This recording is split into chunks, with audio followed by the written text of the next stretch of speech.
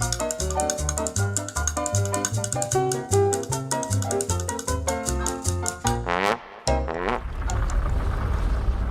to DJNTV and Tuesday Night with Ben Stowe. Now introducing the one and only Ben Stowe. Yeah, baby! Yeah. Hey, we are back for another Tuesday Night with Ben Stowe. This is the show that you've always wanted to be able to experience. You've always thought, what is my life missing? Well, tonight we're going to be able to take care of all those little cravings you've had with the Tuesday Night with Ben Stowe show. Good evening, Ben. Why not? Yes, it's going to be fabulous.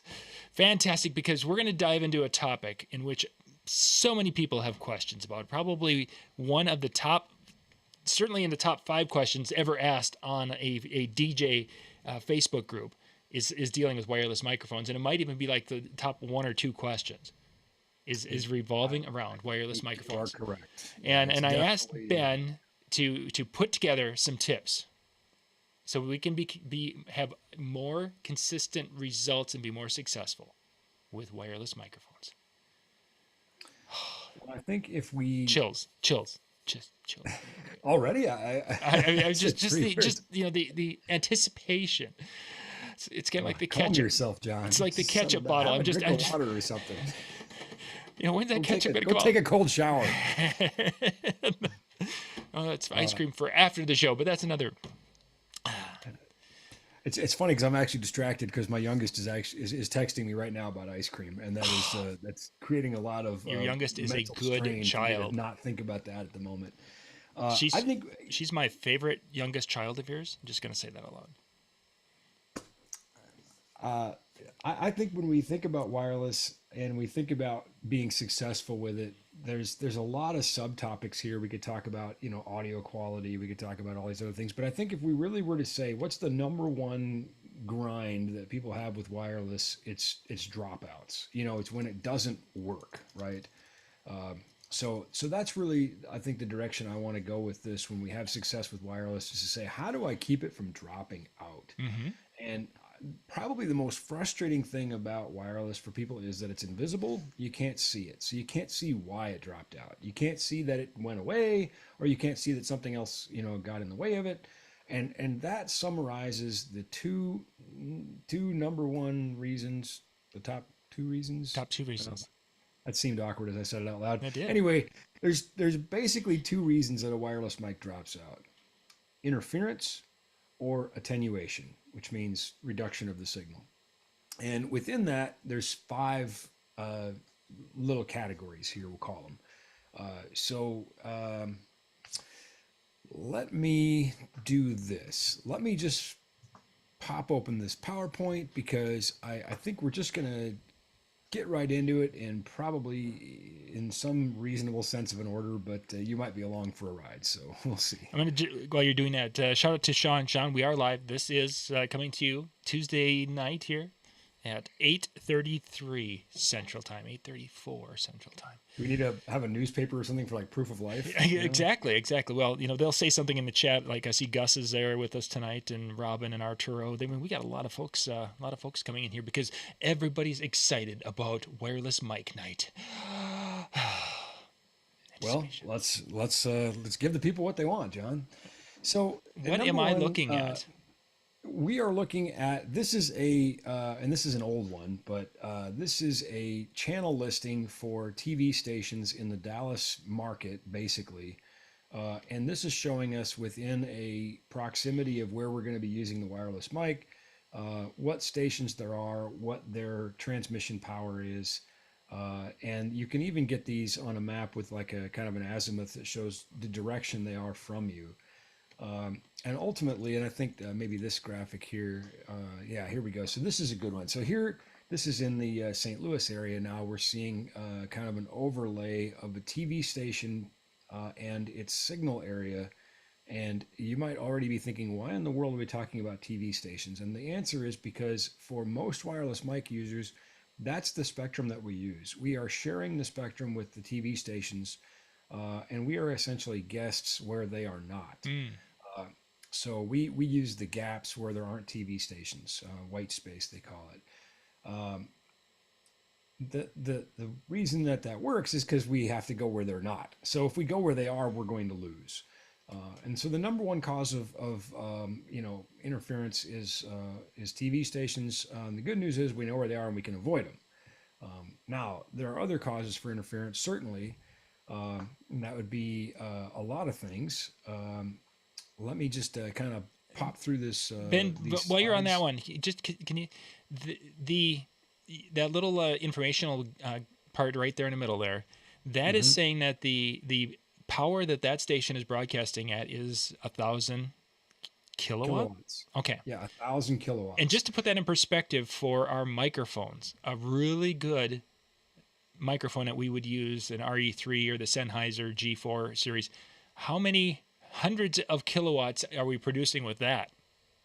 We can go up to 50 milliwatts, which is a 1,000th of a watt. So this is 1,000 watts. So I guess to illustrate the point, if I was to show you a bar graph of the two on the screen, and 1,000 kilowatts filled the entire screen, you wouldn't even see the other one on the screen. And that really becomes a big reason why we lose that battle if we're in the same frequency area. No doubt. We're certainly not going to overpower a TV station, not even close. We're going to lose that battle every time. Now, where this becomes confusing for people is if we get out here into some of these, areas where the signal might be fairly low, our mic might work intermittently because we might be winning that battle at short distance. And then when we get a certain distance, and mind you, that inverse square law, that sort of thing kind of applies here with radio waves as well. So if we, get twice the distance away from our receiver, we've lost four times the power basically. So, we could lose that battle fairly quickly where, in certain places it could work and in certain places it won't work and we don't know why. And that's interference. We're simply losing the battle to a more powerful signal. And you can see here where, the terrain certainly affects the strength of the TV station. Now, Right. I want everybody to remember this because we talk about line of sight and we're going to talk about it later. Line of sight's a thing for TV stations too. So, keep in mind here, if that tower is high and you're within the line of sight, you're going to get better TV. That's why people put their TV antennas on their roof, those of you that are using over the air TV. So, kind of the same rules apply to all of this, but this is to illustrate, of course, that, and this is just one TV station. All these green dots are TV stations, and I'm just modeling this one. Sure. And from where I'm going to be using my wireless mic, it's 13.7 miles away. We can see the direction it is, so on and so forth. There, like I said, I mentioned that azimuth. So how do we know where these things are? Well, one, when we sell wireless mics to our customers, we research their market for them. We have access to data like this. Everybody does. It's just not presented in a very friendly format. So we take care of the hard part and we get you a band that has the most options. That doesn't mean there will be no TV stations in what we sell you. That's when your mic will have, its scan function or something like that. We'll get into, various ways to avoid that interference within the system. One way that's not very common for DJs would be to analyze, simply to scan the spectrum. And this is what your wireless mic is basically doing for you. But this would be a software-based solution, or there are handheld analyzers and things where we can get a picture of what the spectrum is doing.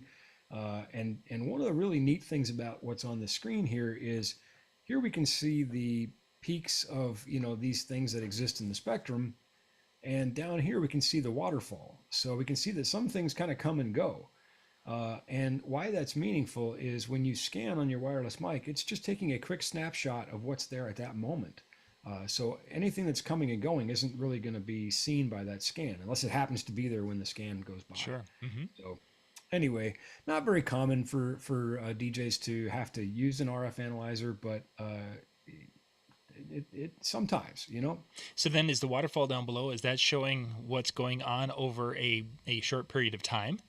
Correct. Yep. So every time a trace goes by, it adds a line to the waterfall. So this is kind of the, it's built one line at a time. So that might represent several minutes worth of data that we see there, or even longer, So then as we were looking at this around that 638, there's definitely something that's that is there to be avoiding. yeah, these things are kind of coming and going, and you know, in this case, it may have been I don't remember. This might have been from a football game or a concert or something where I was monitoring wireless. It may have just been something I did to create this chart. I don't remember. Yeah. I've collected a lot of these sorts of things over the years, and you'll notice this one actually goes up to 690 megahertz. So this would predate the 600 megahertz auction. But anyway, doesn't really matter. Nothing's changed other than the frequencies that we operate in. The fundamentals of how it propagates are still the same. So, and then what we can do is we can coordinate things. Now, what's really cool about your wireless mics is if you're using wireless mics that are in the same band and of the same model from the same manufacturer, their group and channel assignments and things that are in there are already pre-coordinated. You can use these different channels within a group together, and they've already figured out what frequencies will work. When we have lots of different wireless from different manufacturers and different bands, and you know we don't have control of that whole ecosystem, then we have to coordinate these things, which is you know some of the things that we do for concerts and some of the things that we've helped football teams and things with in the past. Sure. So, you know, here this is this software is doing these calculations, and then here's an example from a national championship football game where, and again, you can see this one's a little old because it's got some stuff up in the higher 600s, but this is where we assign these frequencies. Nobody's doing any scans here. We're doling these frequencies out, and we're saying this is what you get. You know, so use this frequency, and then we'll have backups. You know, you can see some spares on here. I think. I can't tell if it's maybe not designated on this sheet, but anyway, you know, we'll have primaries and spares for people. So, so now the moral of the story is one of the reasons we would want to do that is to avoid what's called intermod. And we talked about TV stations, and now you could say, well, okay, obviously I want to avoid, you know, I don't want two mics operating at 507.050. Sorry about that. You know, I don't want two mics operating on the same frequency, but what can also happen is creating harmonic frequencies, you know, particularly with high power analog wireless mics and even some digital wireless mics, where we can have two frequencies that are not interfering with each other, but they're now creating third, fifth, seventh order harmonics, which are creating frequencies that might interfere with other wireless we might want to use. So we can't really just go about this willy-nilly. And I'm sort of rushing through this because, you know, intermod is a pretty tough topic to talk about. I mean, we could use all of our allotted time to talk about it. And that's one of the reasons we use software to do it. It's fairly complicated to calculate it, particularly as we start wargaming lots of frequencies against each other. But anyway, I guess the moral of the story is sometimes the interference comes from us. Sometimes we are the problem. Other times that interference comes from other gear in our rack, bad power supplies, or, you know, lifted grounds on cables or something like that. You know, there's all kinds of ways that we can actually create interference. And sometimes I've walked people through various troubleshooting things, which involves turning off their other gear. You know, let's see where that problem is at, you know. This is another one. And when I have customers that scan and they say, I've got no frequencies available, why am I getting nothing showing on my scan? There's a few things that we'll check, but one of the first questions I ask them is, do you have a video wall? Or is there a video wall at the event? And one of the reasons is there are a lot of these, we'll call them generic or no-name products that come from Asia. And everybody likes a good deal, but I'll tell you what, they'll give you any price you want. They'll just keep taking stuff out to get to the price you want, you know? And one of the first things that goes is good shielding and good power supplies and good drivers in these LED panels. So here we can see the difference where this was the environment I measured with nothing turned on. This is when I turned on one name brand panel, and we can see there's essentially no change. And then I turned on this generic Chinese panel I was testing, and you can see, holy buckets, I got all these, you know, emissions start popping up all over the place, and that's just one panel. So if I have a whole video wall with lots of panels, I very well could render my wireless mics or in-ears or IFBs useless because of the emissions from that poorly constructed panel. So just take a shot of how far of a range would that interfere with microphones? Is it a 50 feet within 10 feet of the video wall? Would you figure that would interfere, or how? Yeah, it can be 50 to 100 feet. Oh, wow. You know, it depends on how bad it is. But one of the real problems is video walls very often are in very close proximity to the stage. So Exactly. they're very often well within 50 feet. And I've definitely seen scenarios where they simply don't coexist. Wow. Where they'll shut the video wall off and suddenly they have all kinds of space they can use for their wireless. And again, it's frustrating because it's invisible and you can't see it. But Mm-hmm. this is one of those things where, cheap products, cheaply made products, products that don't have good shielding, don't have FCC approvals, that sort of thing. I mean, stuff that we're kind of backdooring into the country, that's skipping all kinds of regulatory things.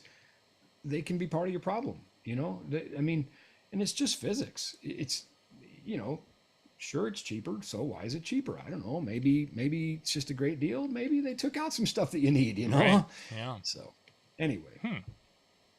So here's an example of that intermod we talked about, where I talked about those third, fifth, seventh order harmonics. So here we can see frequency 570.725 all by itself. Here we can see 571.475 all by itself. And let me show you what happens now on the spectrum analyzer when I turn them both on at the same time.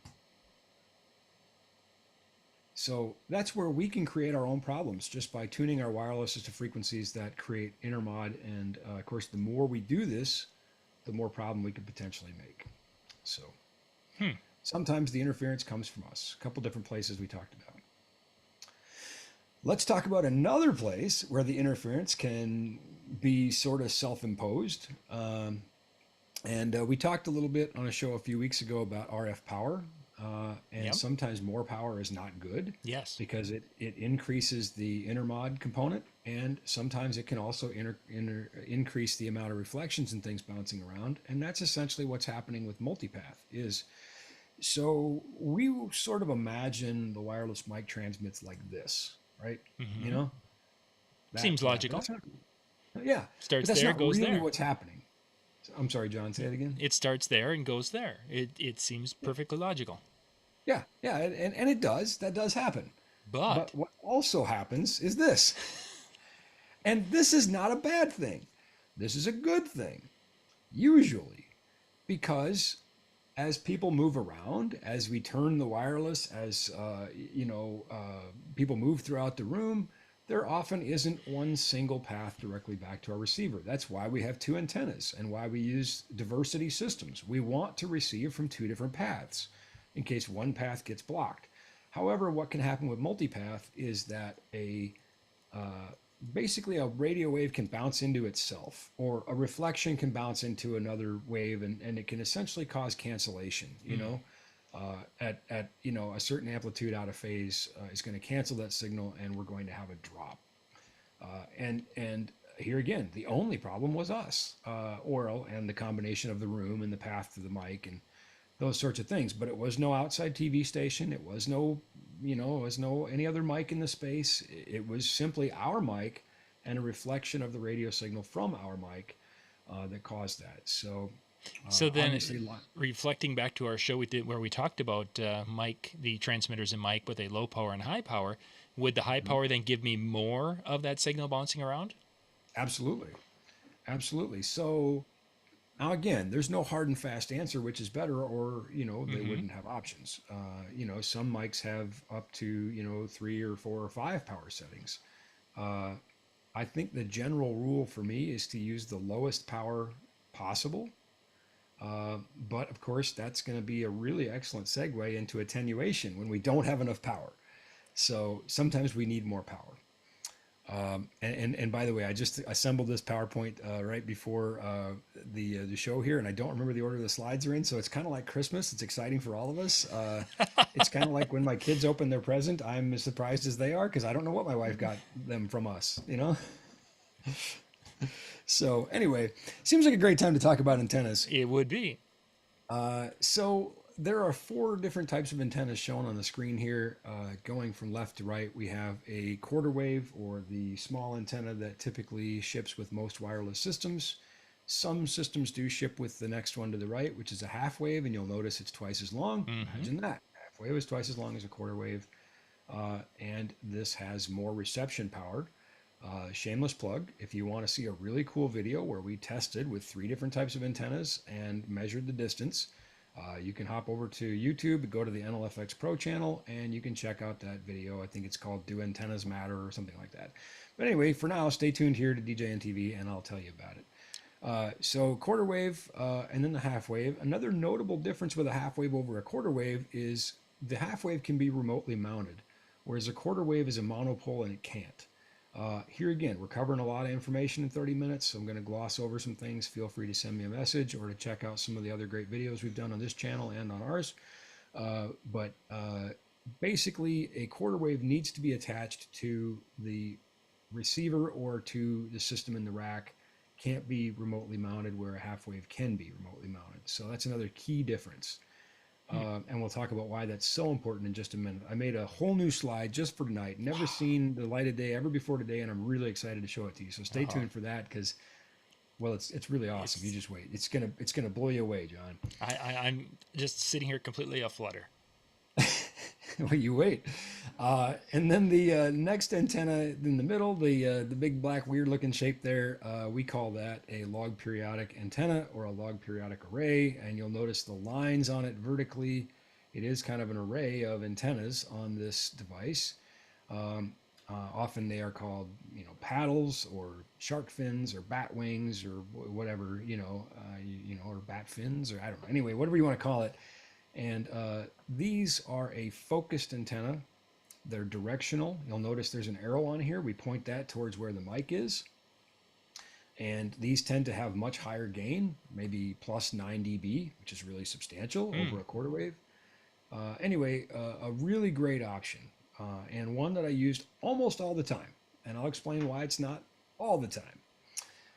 And then to the right, one we really wouldn't use much in the DJ realm, but this is called a helical antenna. And we could get into some really cool stuff about the polarization of radio waves, but I don't think today's the day. So just wanted to show it because it's kind of neat. And people say, what is that thing? I saw it at a concert. Why do they have that?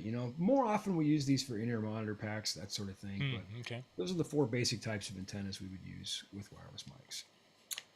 I'm going to pause for a breath. I feel like you got a question. Yeah, that was what I was wondering is where it would be used. But if concerts are where it's used, that's what I was. Yeah, not super typical for DJ mics. Expensive and difficult to transport, and not really necessary, and not even all that beneficial in the grand scheme of things. I mean, it's not as pretty as the Batwing.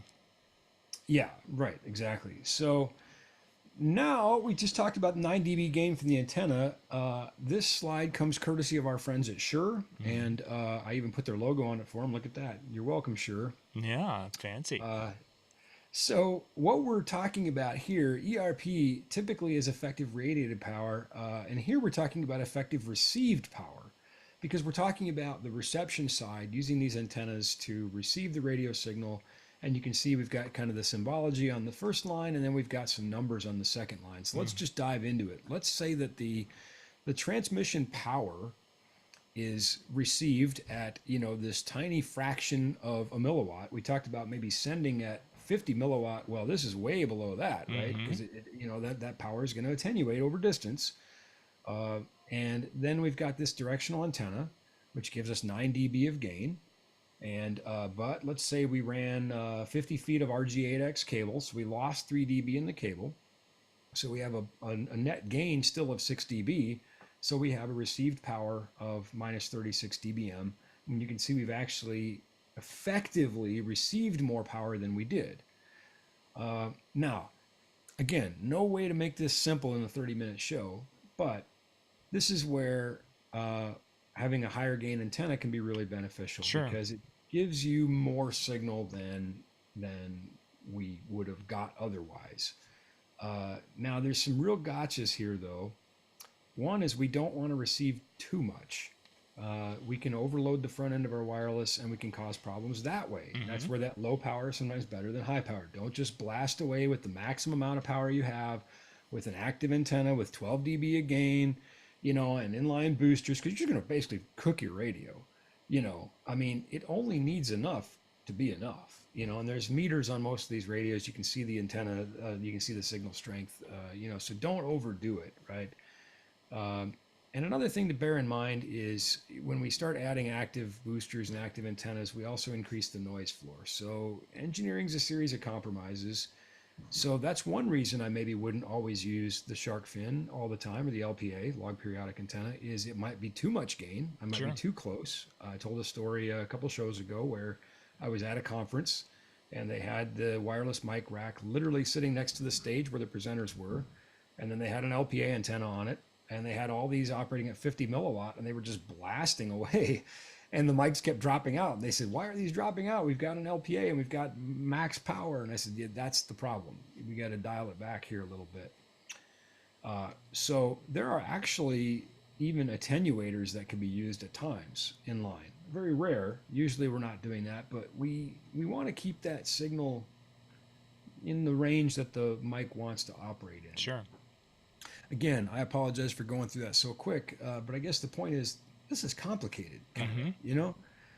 Good news, viewers, if you're a wireless mic user, which you probably are, unless you're just really curious and you're watching the show because you just got nothing else to do on a Tuesday night, you know, we're here to help. A lot of videos on this channel, but also feel free to reach out to me or my colleagues at NLFX. We know this stuff. We live with this stuff. We deal with this stuff. We're actually really good at this stuff, and we're here to help you. All right.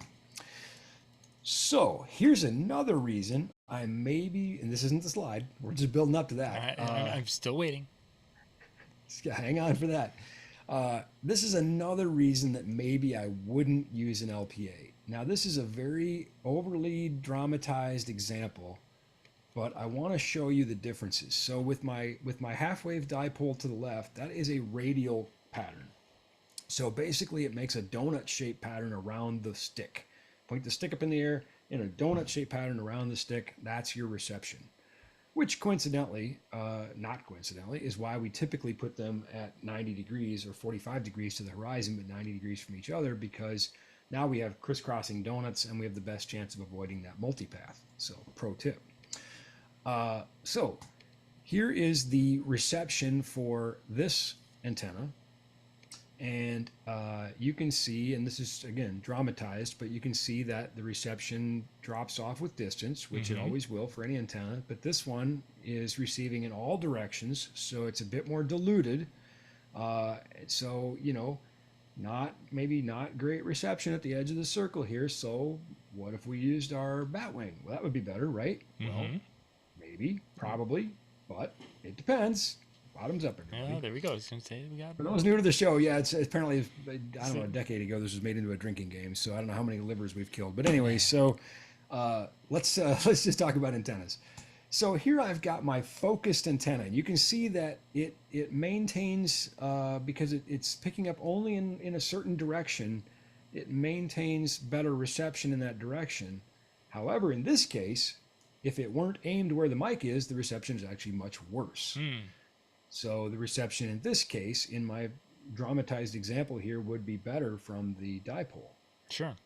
Now, simple solution, we have a couple of LPAs, and you know they really don't have this narrow of a beam either. It's more like 120 degrees, so it's pretty wide. You know, but you don't want to be behind it. You know, go in the direction where the arrow shows you. And if we have a couple of them, we can cover a really big area. So this is, again, for the sake of illustration, but the point is engineering is a series of compromises, and there's no one fits all solution. And all day long, I sit at my desk and people say, I have this mic and it drops out all the time and it sucks, so I should get this mic. And meanwhile, I got somebody else saying, I got this mic and it drops out all the time and it sucks, so I should get this mic. And I'm like, you guys, it's nothing magic. These are just radios. You know, this is technology as old as the Titanic. You know, now there's a lot of things under the hood, and there's things that make pro radios, pro mics better than cheap ones, right? So I'm just oversimplifying it, but I'm just saying it's not like Shure sucks or Sennheiser sucks or whatever. No, they all make good stuff, you know, in varying levels. It doesn't matter if you buy a pro touring system like Axient and you don't use it properly, it's going to drop out all day long. And it doesn't suck. You're just not using it right. Sure. So now, I know that's really frustrating for people who are trying to do it right and they still have dropouts. I get it. And I'm not saying that you're not good at what you do, but I'm saying it's complicated, you know, and it can be frustrating. And anyway, that's why knowing this stuff gives you a fighting chance. How about that? Nice. All right. And I got you. I'm in your corner. All right. So here we go. Here's the slide. I worked so hard on this. Whoa. I'm No, no, amazed. there's more. There's more. Hang on. Oh, whew. I was thinking, gosh, how am I going to fake excitement for that? But anyway, go ahead. Yeah. Yeah. Yeah. What we can see here is DJ Smiley Face Yes. with their half-wave dipoles, and they are doing a test of their wireless before the event, and they're smiling because everything is going great. They're having no problems at all. Nice. But then all their smiley friends show up, and they get between the antennas, the transmit and the receive. And human bodies are basically giant walking bags of salt water, and we just soak up radio waves like you wouldn't believe. Humans are the problem. Now, granted, weddings would be pretty boring if you didn't have humans there. I mean, really, what's the point, right? But it is. just saying, I mean, I could see why AI might want to kill us all off, you know? But anyway, so we might as well have just put a brick wall between these two. And guess what? Now it don't work. And he or she is not happy anymore. Yeah, our DJ is not happy anymore.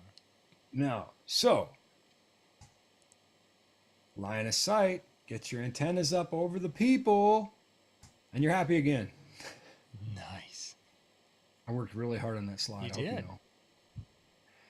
Now, another great thing about LPA antennas, when appropriate, which is most of the time, honestly, but when appropriate, they mount on a mic stand, so it's very easy to get those up, 6, 7, 8 feet in the air. Mm-hmm. But the key is line of sight. People say to me all the time, they say, well, everything was fine until 100 people showed up at the wedding with their cell phones. Stop right there. Time out.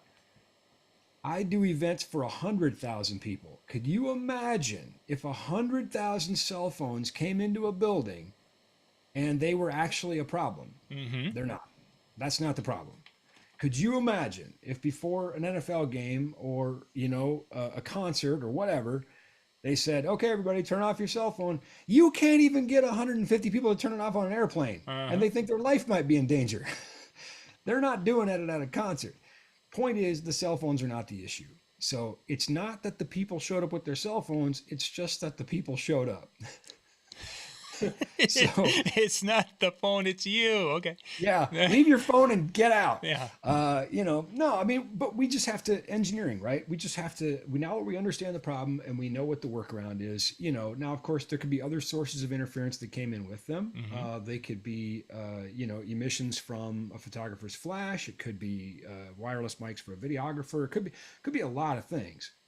And of course, there's all kinds of other little gotchas that didn't make my list of 5 because these maybe get filed under more of the more advanced tips. But Sure. If the rubber has broken down on the coating of your lav pack and that metal is touching the officiant's skin because they stuck it under a shirt, they might have decoupled the antenna. Now it doesn't work. Mm-hmm. It just takes a tiny hole. So anyway, all kinds of things. Yeah, I know radio waves are frustrating, right? But it's really cool to not have wires, so it's worth it. Now, something else is you'd say, well, if I got lots and lots of mics, it's really hard to do this. So how do I do that? Well, number one, you don't want a ton of antennas together anyway, because that's not a good thing. Yeah. We can start to, again, create some more of our own problems by having lots of antennas in proximity, especially if those antennas are parallel to each other and blah, blah, blah. Don't do it. So what do? We can combine our antennas. And what we mean by that is we can stick with a single pair of antennas to preserve our diversity, seen here as A and B, and we can connect up to 4 receivers in this particular antenna splitter. And we could actually do more because we can cascade. So we could do even up to potentially 16 wireless mic systems with a single pair of antennas with this model of splitter. If you need to do more than that, we've got options for that too. Again, if you're putting together a system with lots of wireless, you're going to want to talk to us anyway. Just trust me on that. I've done events with hundreds of wirelesses. Trust me, you're going to want to talk to us. And here's an example of how that would be wired. So, if you don't want to talk to us, you can kind of do it yourself. Sure hope you'd stop at our site and pick up the products there. But if not, you can still do it this way. And, as long as your conscience is clear, I hope you can live with yourself. But anyway, so here we can see how those A and B are preserved. I've color coded them red and blue. Mm-hmm. And that's how we would connect 4 receivers to a single pair of antennas. And there isn't any kind of a grounding wire because that is already included in that type of wire connection and that antenna. So we can mount them remotely. Yeah, exactly. It's all, you're all set. You shouldn't do this with quarter waves. You could do the quarter waves as long as they were mounted to this rack or mounted to one of the rack ears for one of these devices. You wouldn't want to stick quarter waves up in the air. Okay. You're going to want to go with a dipole or a LPA like your half waves or your LPAs here we see. So, thus ends the reading of the PowerPoint. So, yeah, we are pretty much out of time also. So, boy, timed that good. I don't know. Anyway. Yeah. Well, interesting. So, the moral of the story: line of sight, line of sight, line of sight, line of sight. That's, I mean, if you want to boil it down to one thing, that's it. But again, line of sight doesn't matter if you're on top of a TV station. So 2 reasons wireless mics drop out: interference or attenuation, which is the reduction of signal. And within that, there's a couple different reasons. We talked about, where these forms of interference come from. Can be us, can be a power supply in our rack, could be a TV station, but whatever it is, we're going to lose that battle. We got to be where that problem is not. And attenuation, more often than not comes from, really long antenna cable or, poor antenna placement or, lots of things, something getting in the way, blocking that signal, I'm going to do one quick. Shay had a question here, just put in there. Has a 2 microphone system which has 2 antenna. It claims to be true diversity.